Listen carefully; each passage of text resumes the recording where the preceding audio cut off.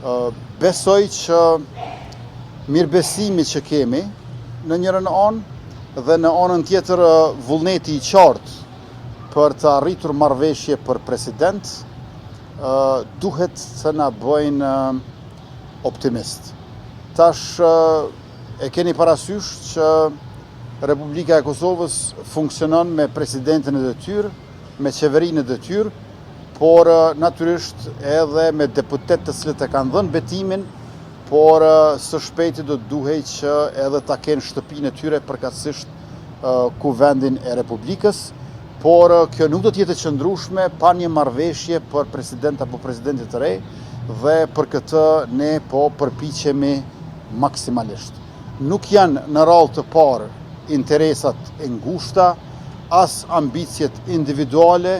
por përkundrazi kemi vullnet për interes dhe përgjegjësi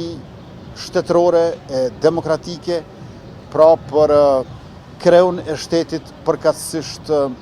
shprehjen e unitetit të popullit që mishërohet me një president apo presidente të re kushtetuese.